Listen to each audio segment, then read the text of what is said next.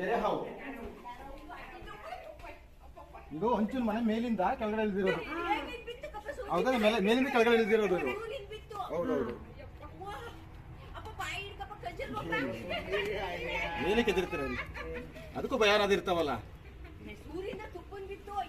ನಿಮ್ ಮನೇಲಿ ಇಲಿಗಳ ಕಾಟ ಜಾಸ್ತಿ. ಇಲಿಗಳಿದಾವೆ, ಇಲಿಗಳು ತಿನ್ಲಿಕ್ಕೆ ಅಂತ ಬಂದಿರೋಂಥದ್ದು ಇದು. ಇಲ್ಲಮ್ಮ, ಏನಿಲ್ಲಮ್ಮ. ಹೌದೌದಮ್ಮ.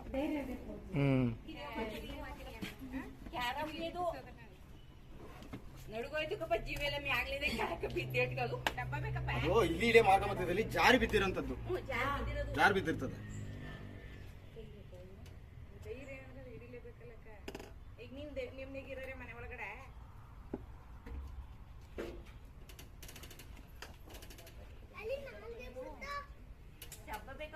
ಏನ್ ಬಿಡಮ್ಮ,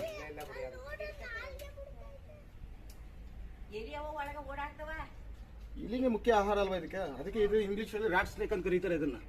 ಇದ್ರಲ್ಲೇನು ವಿಷ ಇರಲ್ಲ, ನಿರುಪದ್ರವಿ ಹಾವು. ಏನಿಲ್ಲಮ್ಮ, ಬಾಲದಲ್ಲಿ ವಿಷ ಇರಲ್ಲ. ಯಾರು ಹೇಳಿದ್ದಕ್ಕಂತ ಬಾಲ ಇಲ್ಲೇ ಇದೆಯಲ್ಲ, ನಿಮಿಷ ಒಳಗಡೆ ಹಾಕ್ಬಿಡ್ತೀನಿ ಇದನ್ನ. ವಿಷ ರಹಿತ ಹಾವಿದು, ರೈತ ಮಿತ್ರ ಹಾವು.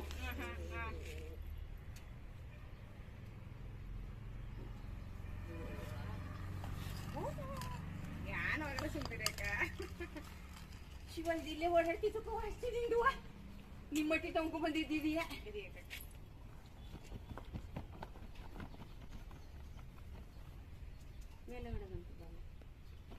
ಒಳಗೆ ಇದ್ದಾಳೆ ನಿಮ್ಮ ಅಕ್ಕ.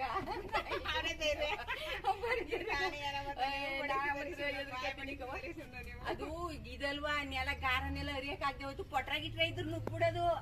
ಇಲ್ಲ, ಮೇಲೆ ಆರಾಮಾಗತ್ತದ ನಿಮ್ ಗೋಡೆನ. ಗೋಡೆ ಹತ್ತಿದ, ಗೋಡೆ ಎತ್ತಿ ಮೇಲ್ಗಡೆ ಹೊಟ್ಟೋಯ್ತದೆ. ಬಿತ್ತು ಕಪ್ಪ ಕೆಳಕ ಬಿತ್ತು ಮತ್ತೆ ಹತ್ಬೋದು. ಇದು ಹತ್ಲಿಕ್ಕೂ ಆಯ್ತದ. ಎಲಿ ಹಿಡಿಯಕ್ಕೆ ಬಂದಿರೋದು ಇದು ಸುಮಾರು ದಿನದಿಂದ. ತೀರ ಪೊಟ್ರಲ್ಲಿ ನೋಡಿ, ನಿಮ್ ಮನೆ ಒಳಗಡೆ ಇಲಿ ಬಂದಿದೆ ಅಂದ್ರೆ ಇಲಿನ ಅದು ಬೆನ್ನಟ್ಟಿ ಬಂದಾಯ್ತು. 4 ಕಾಲು ಪ್ರಾಣಿ ಮೇಲೆ ಹತ್ತಿದೆ ಅಂದ್ರೆ ಅದು ಬಂದಿರ್ತದೆ. ಎಲಿ ಕಿಚಿ ಕಿಚಿ ಕಿಚಿ ಅಂತು. ಅಜ್ಜಿ ಎಲಿ ಬಿತ್ತು ಮನೆ